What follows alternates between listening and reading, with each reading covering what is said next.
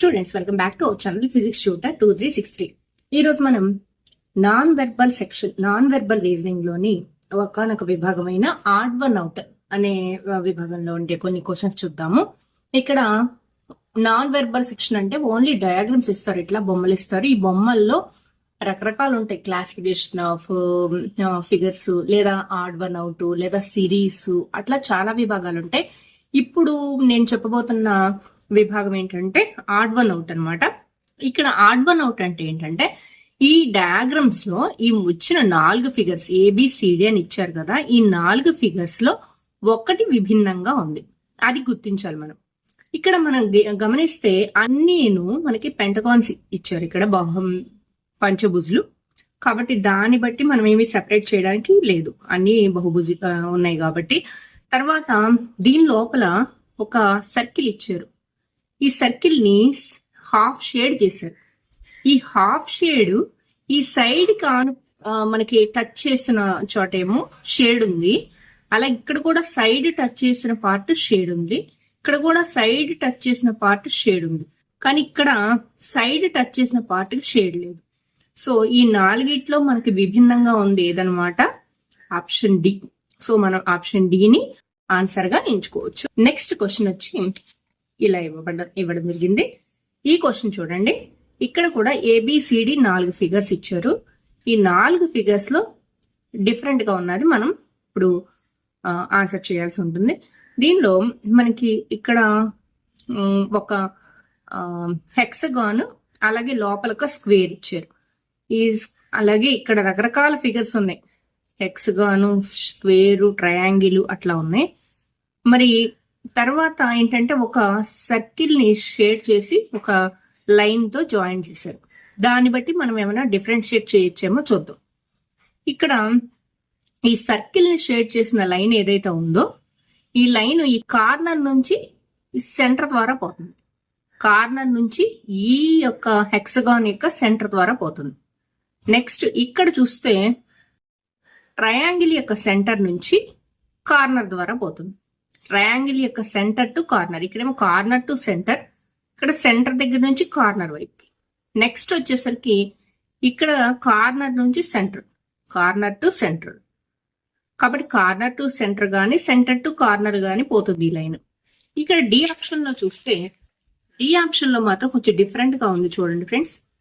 ఏంటంటే ఇక్కడ ఈ ఆప్షన్ లో కార్నర్ టు కార్నర్ పోతుంది, కార్నర్ టు కార్నర్ పోతుంది కాబట్టి ఈ లైన్.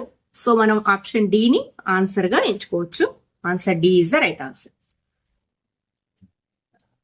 నెక్స్ట్ క్వశ్చన్ చూడండి, ఇక్కడ ఏబిసిడి ఫిగర్స్ లో డిఫరెంట్ గా ఉన్నది ఏదో ఫైండ్ అవుట్ చేద్దాం. ఇక్కడ ఉన్న ఈ ఫిగర్ ని, కింద ఉన్న ఫిగర్ ని సెపరేట్ గా చూద్దాం. ఈ ఫిగర్ లో కూడా మరలా ఈ బ్రాకెట్స్ ఏవైతే ఉన్నాయో, ఈ 2 బ్రాకెట్స్ ఒక జతగా చూస్తే, ఈ రెండిటికి ఈ కింద ఉన్న ఫిగర్ లో రివర్స్ ఉన్నాయి బ్రాకెట్స్, మళ్ళీ ఇక్కడ ఉన్న బ్రాకెట్స్ కి కింద ఉన్న బ్రాకెట్స్ రివర్స్ ఉన్నాయి. నెక్స్ట్ ఈ డయాగ్రామ్ లో కూడా ఈ రెండింటిని మనం చూస్తే, ఈ 2 బ్రాకెట్స్ ఇటు సైడ్ ఇలా ఉన్నాయి, దానికి రివర్స్ గా ఈ రెండో ఫిగర్ బి ఫిగర్ లో ఈ 2 బ్రాకెట్స్ ఇట్లా లెఫ్ట్ సైడ్ ఓపెన్ అయి ఉన్నాయి, దానికి రివర్స్ గా ఇవి 2 రైట్ సైడ్. మళ్ళీ ఈ రెండింటిని చూస్తే ఈ 2 బ్రాకెట్స్ కి రివర్స్ గా ఈ 2 ఉన్నాయి. ఓకే, ఇవి 2 ఒకే రూల్ ని ఫాలో అవుతున్నాయి. AB figures. సి ఫిగర్ చూద్దాం. ఈ 2 బ్రాకెట్స్ ఇట్లా మనకి రైట్ సైడ్ ఓపెన్ అయి ఉన్నాయి, ఇక్కడ దానికి రివర్స్ లెఫ్ట్ సైడ్, ఇక్కడ కూడా రైట్ సైడ్ ఓపెన్ అయి ఉన్నాయి, దానికి రివర్స్ లెఫ్ట్ సైడ్. ఓకే, ఇక్కడ కూడా బాగానే ఉంది. డి ఫిగర్ ను చూస్తే మరి ఈ ఫిగర్ లో బ్రాకెట్స్ ఇలా ఉన్నాయి రివర్స్ లో, దానికి పూర్తి రివర్స్ గా ఇలా ఉన్నాయి. ఓకే, ఇక్కడ ఓకే. ఇక్కడ చూస్తే ఈ రివర్స్ ఎలా ఉండాలి, మనకి ఇలా ఉండాలి, కానీ ఈ ఒక్క బ్రాకెట్ మనకి ఆన్సర్ ని డిసైడ్ చేస్తుంది. So option D is the right answer. మనకి రివర్స్ లో ఉంది బ్రాకెట్, ఇలా ఉండకూడదు, ఇట్లా రైట్ సైడ్ ఉండాలి. ఈ 3 ఉన్న పద్ధతి ప్రకారం ఈ డి ఫిగర్ లేదు కాబట్టి సో మనం ఆప్షన్ డిని ఆన్సర్ గా ఎంచుకోవచ్చు. నెక్స్ట్ క్వశ్చన్, ఏబిసిడి ఈ డయాగ్రామ్స్ లో డిఫరెంట్ గా ఉన్నది చూద్దాం మనం.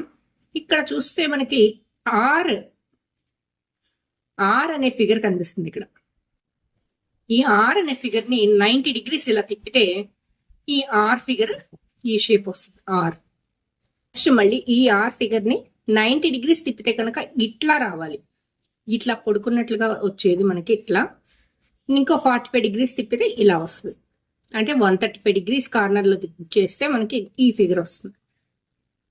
ఓకే, ఇవన్నీ కూడా ఇలా తిరగడం అన్నీ కూడా మనకి ఏ డైరెక్షన్ లో తిరిగినాయి అనమాట, యాంటీ క్లాక్ వైజ్ తిరిగినాయి.